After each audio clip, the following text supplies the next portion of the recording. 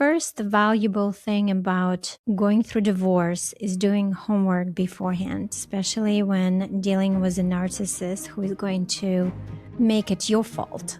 Everything is your fault and twist it. Preparing in advance, a lot of people don't know what they want.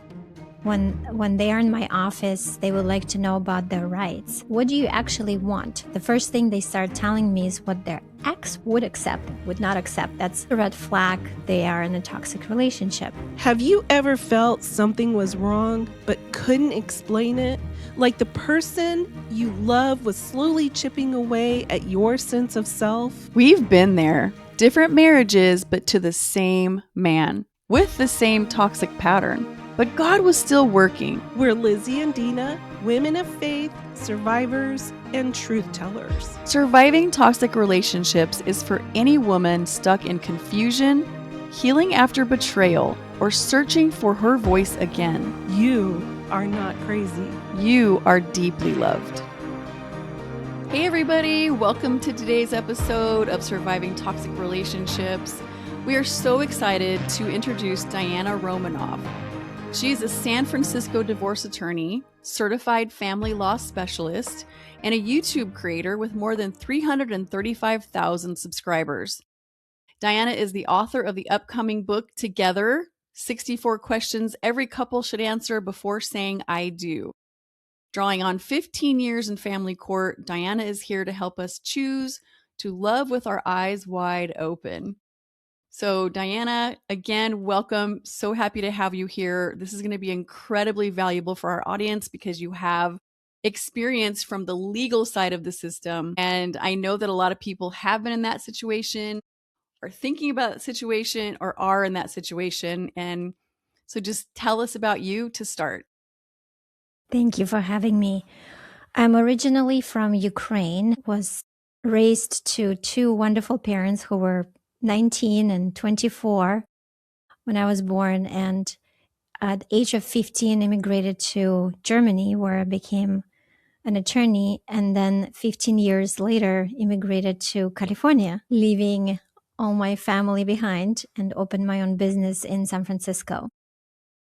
And now I have a 6-year-old daughter and happily married and running my own law firm in San Francisco, boutique law firm with how many? Five people together, working together. That's wonderful. I love that. So tell us some things that, maybe you have found in your practice and your experience that our audience could really get value from and take away. Where should I start? I wrote a couple books on different topics. The first valuable thing about going through divorce is doing homework beforehand, especially when dealing with a narcissist who is going to make it your fault. Everything is your fault and twist it. So preparing in advance, getting custody schedule. A lot of people don't know what they want. When they are in my office, they would like to know about their rights. But when I ask them, what do you actually want? The first thing they start telling me is what their ex wants, would accept, would not accept. That's a red flag. They are in a toxic relationship. And so I ask them to separate their ex because I have been in their shoes. When an attorney asked me that question, I was defending or advocating for my ex. And so I realized that's not something, it's just my personal experience when people do that. I asked them, right now in this office, you are going to be, this is your role, you're going to be advocating for you, even if it doesn't feel right. And even if your ex is not agreeing, he's not here, it's just between you and I. Tell me, what do you want? Well, and then it takes half an hour to get out of them because they're so broken down in terms of they don't know. Do you want 50-50 custody? Would you like to divide assets? Well, I don't know. And then my ex is going to fight and I don't know if I am up for this fight. And so the first thing to find out what the client wants. So that will save a lot of money. If a client can find out what they want before going to an office, to attorney's office, gathering information, tax returns, thinking about, do I want spousal support? What is his income? What did we file in tax returns in the last 5 years? Can I get it from IRS maybe first? And so I wrote a book, Divorce Like a Boss, for my clients originally. And I give it to them as so they can read through step by step what it takes from A to Z to get through divorce. Gather your team, gather your evidence, what we will file, how to dress, how long divorce takes, how much it costs, all the questions people asked throughout the process. And what I learn is the more we align on a plan at the beginning and follow through, the less stressful and expensive it is for the client. And it's easier said than done because usually in divorce cases, people are really, really emotional. Sometimes they call me on the first consultation and speak for 50 minutes nonstop. And I attempt to stop them and ask if they have questions for me. And they just, so to choose the team requires to know which team member is assigned to do what. For example, a therapist. Do I deserve to have 50-50 spousal support? Is something for the therapist, which is an internal question. When clients ask me that question, I say yes. And with the therapist, you'll find out why, but legally speaking, let's discuss that.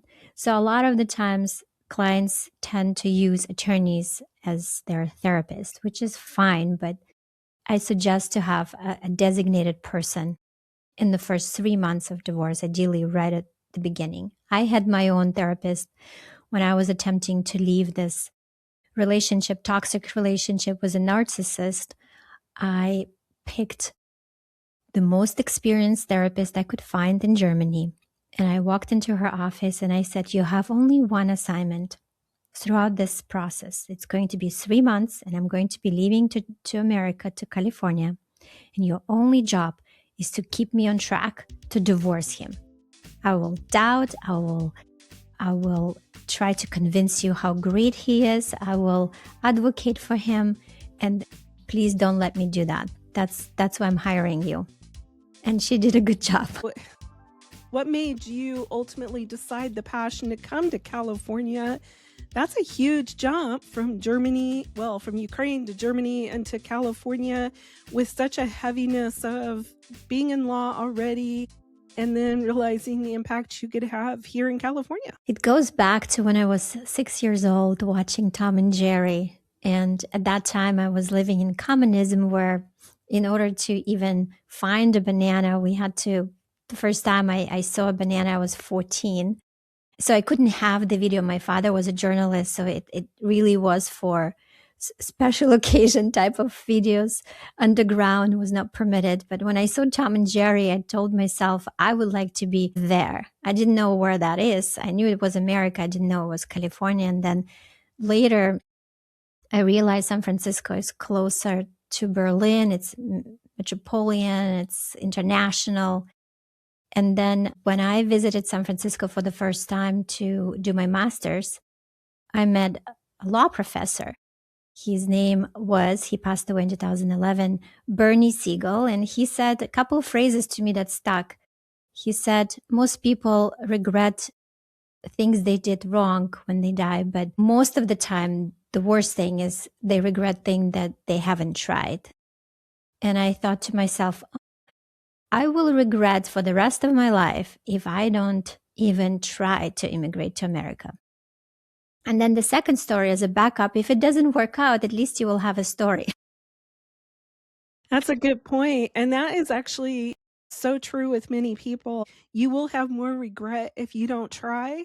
And I know that when you are in that relationship and you need to ease out of the relationship, there's that inner sense of fear, but that the best healthy way internally is that you need to step out of it. And then from there, as we all understand, it's one step of uncomfortable after another, because sometimes you start with everything all new. You walk away with nothing, which is pretty much what I did after my second divorce, but you walk away with nothing. So you're starting over. And then the career that you thought was important really wasn't important, and you realize that there's gotta be something else out there for me. And then the impact on the children, it seems like it's one thing after another that you have to really put yourself in there, but then you realize through that process, and I'm sure you may agree with this or not, but it's kinda cool to look back and go, "I really like who I've become after one uncomfortable step after another because I kept that in my head that I don't want that regret that I never tried." Yes, and I look back and I think right now the life I have, I couldn't even imagine that. I remember the belief system I had when I arrived to America. I thought working is something bad. I don't know. I was raised thinking that only people X. I don't remember what I thought, but I thought it was really beneath me. And now I'm thinking, gosh, working is a privilege. Actually, it gives me purpose. I can express my talents and just a different level. I'm realizing how much I grew throughout from where this little girl at 6-year-old watching the Tom and Jerry, and then in Germany, I still think that Germany is patriarchal society, and I felt part of it was not good enough for my soul. And when I moved to California, for example, in San Francisco University in Golden Gate, for the first time, I saw a Black professor, female professor in studying in Germany in Berlin Freie University. I haven't seen a female professor. I haven't seen a Black student. I haven't seen anyone gay. It was not existent. Even if it was there, it was not visible. And in California, in San Francisco, I felt home. Love I that. love that. Such a great story. So Diana, tell me, what are since you've had this experience, what are some red flags that you can identify in relationships where you say, okay, this could be a toxic relationship? When someone is not truthful at the beginning and sugarcoats or white lies, and when someone is uncomfortable to say the truth and they're willing to not say the full truth or half the truth, and then when it comes out, it's not just that, it's piling up. So that's one of the red flags. If someone is not truthful in one area, most likely they're not going to be truthful in another area. If someone is, for example, has been unfaithful, most likely when I have a female client who says, my husband has been unfaithful, I automatically have an assumption that they're going to be hiding some assets, that they have been untruthful in transferring money before even separation was in question, that they could have potentially stuffed some money in cryptocurrency and different offshore accounts. So when that happens, my red flag alarm goes on and I go into full forensic mode to subpoena everything I can find as far back as I can find, because I know this is who they are as a person and that's what they're gonna do. And 99% of the cases, it turns out it's true. Okay, so you 1% not true. 1% yeah, happens. 1%. But you look at patterns. You look at patterns of character, this person's character. If you got into this relationship with this person and you end up finding out that they lie or they've had affairs throughout the relationship, already you know there's a character defect. And so now you're saying that they're going to go into full on I'm hiding money mode. And do you think this hiding money mode happens even before, the victim says, I'm done, I want a divorce, I want out? Do you think they hide money even before that? Or does this generally happen once there's a declaration of I'm leaving you? I think it happens on a character level. They don't cheat suddenly. It's their character. So they do it on autopilot without even knowing. They have always something in the back of their mind just in case they need to. So I have to assume that they do it before even separation is in question. Of course, more likely than not, they will double down when the separation is in question. But usually I find records before that, because that's who they are. This is how they operate. Another red flag, when a client tries to bully me into something. Usually they don't end up with me because it's not a good relationship. I tell them right away. But let's say they disguise themselves as a nice guy and then, or nice person, a woman, and then they turn out to be not that way. So the red flag I notice is, well, you have to tell exactly this way. I want medical records from my ex, even though it's connected to the children, but I'm entitled to it. So you have to say the word entitled, you have to say the word. And so they start dictating how to write emails or what to say. And those are typically the domestic violence restraining order type of clients where the other side already has a pending restraining order. I'm like, oh, yeah, that's right. Remember, they're not innocent. Another client who was a potential client who I'm learning to catch that early on now. In the past, I was with them, believing every word they say and trusting what they say. But now I'm so jaded because I see how things unfolded not so good for me and how I regretted representing them. So now I had a case where I was so proud of myself, where a client calls up and says, I need your help. Someone referred you to me. And I felt already the pressure, right? So-and-so referred you, so high pressure to accept. And I was falsely accused of domestic violence restraining order. The saver in me wakes up, the pressure is on. And then he goes to say, well, she accused me of that I was a drug addict, an alcohol addict, and I did all these horrible things, but it's all false. It's all a lie. It's not true. And so the new me said, how about this? If it's all not true, the judge is not going to order that in California, but you can do it voluntarily. Send me a follicle test. Follicle test will go 3 months back. It will defeat all her claims of drug abuse because it will be in your system, in your hair, and it will be proven right there. And then he started startling, saying, wait, there was another person, similar situation. It was a woman, and I also didn't take her as a client. I said the same thing, and she said, well, it might be something someone put in my drink. How would I? And she started to make up these stories on the fly. And so, yeah, I dodged the bullet.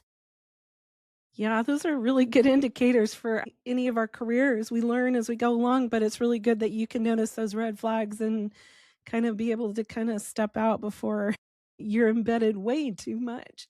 So now kind of get into a little bit of your book. I'm kind of curious if we went back to avoid hopefully potential divorce in our future, what is a conversation every engaged couple should have about money before the wedding, and how should someone bring up a prenup without making their partner feel attacked? The prenups always tends to be one of those words that make people kind of feel uncomfortable. Well, it's just another topic, right? I don't know why, but I remember being young, I think 21, walking into a law office on an internship and walking to people in my naive self, asking them, what's your salary here? And I remembered the looks, and they said, this is very inappropriate to ask. And so these beliefs of what is appropriate and what's not appropriate has been, prenup is not appropriate because it's not romantic. Who said that? So it's not appropriate, for example, when people are divorcing, to find out that there's a huge debt. Wouldn't you want to know before getting married? I had a client, a German client, businesswoman. She wanted to get married, hired me for a prenup, and we did disclosures, and he did disclosures. And for the first time, she found out that he has huge debt. She was pissed. She was very upset about that. And I get it. So it's about full transparency. It's about discussing, what are your future plans financially? Would you like to save? Would you like to pay off your debts? Well, I see you have $100,000 of credit card debts at 30%. in the last 3 years when you spend all of your credit cards on restaurants to impress me? Is that how? And some of these conversations would need to happen. And some people choose not to marry once they find out about what the other person thinks. And I would say this is better than getting married and then finding out. Well, actually, whatever I earn, I would like to keep, even if you have 3 children, because it's my money. Wouldn't you want to know? That's how your spouse, future spouse, thinks. And if they're thinking this way already, how will they be in divorce? Someone said, if you want to know how someone really is, separate yourself from them and see how they are. But that's So the truth. That's the truth. The worst part of that person comes out once you start to separate. And if they're really a good person, they're still going to be a good, kind person even throughout the divorce. But generally, people aren't divorcing those people. So, right. so Diana, this is great material. And one more that I'd want to know would be, let's say you're a woman and you're in this relationship and you realize, okay, this relationship truly is toxic. They're truly not going to change. I have kids. We have bills together. I'm afraid. What can that woman start to do to start to protect herself even before she goes and hires an attorney? What are some things she can do just to get ready once she knows she's going to have an exit plan? Well, I would say finding a job would be, if she's not working, to be self-sufficient and divide all accounts, propose to divide all accounts now, because once she files for divorce, it's going to be an automatic restraining order that is placed on both of them, and she will have no access, and he will hold all the eggs in the basket and look at her credit cards and talk about credit card limits and observe what she spends on. So dividing, preparing, getting tax returns, downloading, if possible, bank records, getting financially prepared and educated in all options. Consult with at least 2, if not 3 attorneys, because each time when I was going through divorce in Germany, I found out lawyers have different opinions, and their opinion matters the way how they will represent me. I remember the first attorney I consulted, he said, "You got $100,000 of gifts. I don't give this to my wife. This is insane." And another attorney who consulted me, he said, "Oh, you're leaving to Germany. I will make sure you don't have to appear in person. I will ensure that you can appear remotely through consulate." And so it depends how they perceive things that they hear, and how they respond to it will depend how the quality of representation, or at least an indicator. Of course, we don't know until it happens, but the way they respond. So getting on the same page with an attorney, because the first mistake people make is they get very emotional when things are happening. Let's say they just found out that he or she was unfaithful, and then they start calling lawyers in this panic mode. And then what tends to happen, they tend to hire the first available attorney who answered and whose fee was flat fee, let's say. And then they will quickly realize that that flat fee attorney doesn't respond to their emails for weeks at a time, and their anxiety is skyrocketing, and they don't get the representation. And then it costs them more money because they chose an attorney out of desperation, rushed, didn't interview properly, didn't turn on their guts and instincts and legal, based on observing how the attorney responds, all senses, basically, the common sense and the intuition. That is so true. And I was thinking, when you talked about the financial component, we've had so many women, and including ourselves, that the financial literacy, the financial knowledge, because many of them do go through the financial abuse, is the part that really holds them back and cripples them. And learning to kind of educate themselves, like you said, collect everything that you possibly can. I always also say do a credit report check every year, comb through it. Sometimes they can use your name and your social, because a lot of times they know it, and it's not uncommon for them to possibly open an account, which happened to me, and I think it happened to Dina as well. So those are a lot of things that are debilitating for women, and I just wish there was a quick fix for sure, and that money was not an option, or the roadblock that probably many of us have faced. in the process of exiting? Not only money, but sometimes these toxic, I would say men, because I just think of specific case. I would just say in that case, he alienated the child so badly, so much, and so quickly that my client almost lost her sanity, couple clients. And so I don't even know what advice I could give. Separating emotions, it's unrealistic, especially when it involves children, but getting the help as soon as possible. Because what happened is, during the time that client didn't have an attorney, he built a history so first he poked, and then she exploded, and he filmed that, but not the preceding to that moment.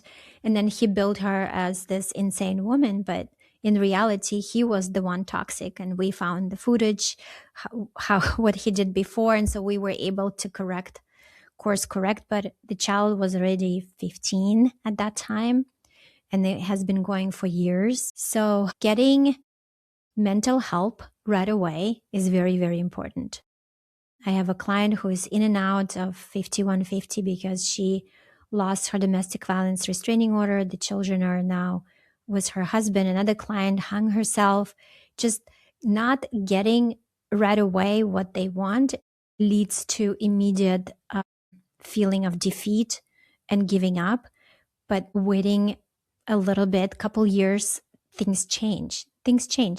I tend to see that children turn around after divorce is finalized, when this litigation is not as toxic and not as active. The children usually come from the abuser back to the normal parent. I have seen it over and over and over. What would you tell the person that is going through that and the loss of their child? Because that's really devastating. And it's so hard not to feel like you've lost everything. And it sounds like through your experience, you've seen it over and over that it does happen. But what advice would you give that person as comfort if they were sitting in your law firm?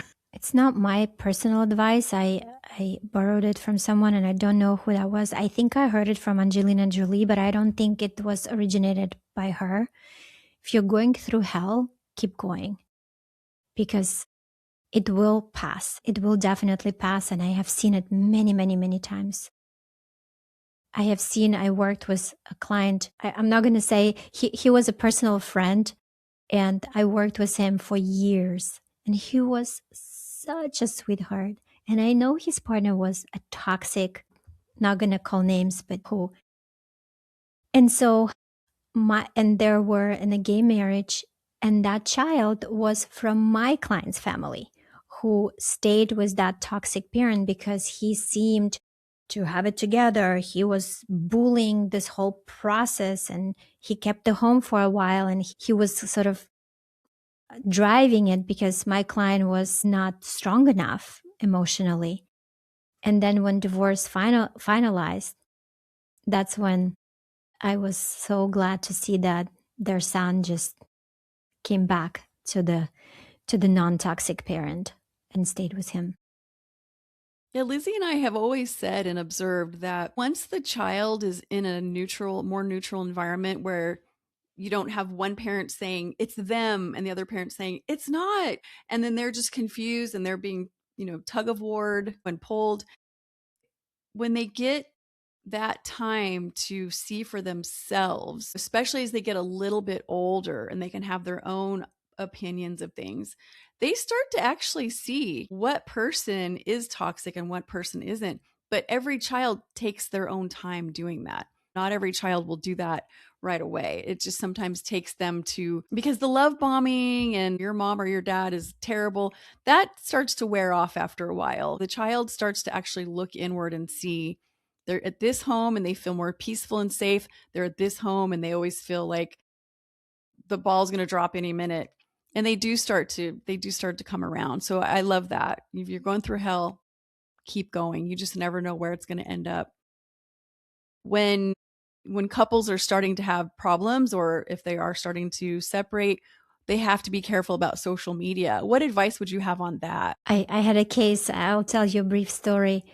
a client who was claiming personal injury in a different case. She ended up being my family law client, but she told me something she learned about social media. The opposing counsel used her social media post where she was on vacation walking to contradict her claim of her not being able to walk. So just a parallel example to that would be a parent who is talking poorly about the other parent on social media, explaining their situation and how bad the other parent is a reflection of them a lot of the time. And the judge would look at co-parenting skills. And that's one of the factors to consider when the judge decides about custody and visitation, about co-parenting. How is the other parent? Will that other parent help to maintain consistent and continuous contact regardless of their grievances against the other parent? Probably not if they're posting on social media everything in raw file without filter. So my suggestion is don't. In doubt, don't. Yeah, that makes a whole lot of sense. Like, don't air your dirty laundry. Yeah. I had a client who did that on a daily basis. And even though she took it down after we reviewed this and said, I told her this is going to be used against you. Her ex actually already downloaded it and used it. Yeah. Yeah, that completely makes sense. And the thing is, I think at the time you might feel like I need to warn people what I'm going through. I need to tell people what I'm going through just so that they know that either this is a really bad person who pretends they're not bad, or people just need to know there are toxic people out there that do awful things. But like you said, doing that while you're going through something or before you're going to go to court, before you're going to separate, anything can be used against you. So very wise. So, all right, Diana. So we're going to wrap it up here in a minute, but what I want to hear from you about your second book, because we saw the first one. Tell us about your second book. Second book is 64 questions to ask before getting married from a divorce attorney. So this is a book that I created. Each book took a couple of years to create. This book I created based on 5 stories from clients that I didn't name them. I disguised everything in the stories, but the learning lessons from these clients that I learned for myself and they learned for themselves. I read the book. I got inspired by a book, 10 Reasons Why Rich People Go Broke. And there were 10 stories of different patterns of types of people. And I read it and there was no way back to think differently after reading this book. And I thought, this is actually a great idea. I can write a book that reads like a storybook. But once you read it, there is no way back, because once these questions are stuck, they're just there. They will keep one at 3 a.m. wondering about that one question. Okay, I love it. Great. Go ahead and just tell us, what's the best way for somebody to contact you if they wanted you to represent them in San Francisco? Well, thanks to my husband who told me that Divorce Guide is a boring title. Something has to be catchy, Divorce Like a Boss. And it became my book title and YouTube channel. And so whenever someone types Divorce Like a Boss with Diana, then everything will appear. My YouTube channel, all the links, how to find me, how to book a consultation, Amazon link to the book, and to me. There you go. Divorce Like a Boss. All right. All you out there that are listening, get her book. Get her book. And if you're not going through this yourself, just have it so you can share it with somebody, because boy, by the time you get there to those moments where everything, like you said, is so emotional and has gone all the way up to here, and then you're just so confused, and then you're taken aback because they're behaving in the most horrendous way that maybe you've seen it. Most of the time you haven't seen as bad as they can get, or you just were shocked that they would go that low, to tear you apart or take away the children or to leave you penniless. You're just shocked because you truly thought that underneath it all, they loved you. So before you ever get to that point, grab that book.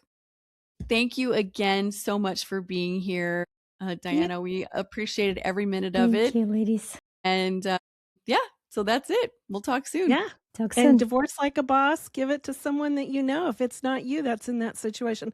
I love the title. I actually opened up your YouTube while we were here, and I was like, "Ooh, I like that." So, very impactful, very empowering for those that are probably in a very dark place. So, I'm glad your husband suggested that. I think that is a great title. Thank So, you. I will tell yeah. him that.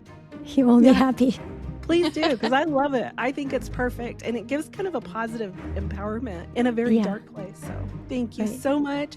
Thank you for what you do. Thank you for sharing your knowledge to the rest of us. Thanks for having me.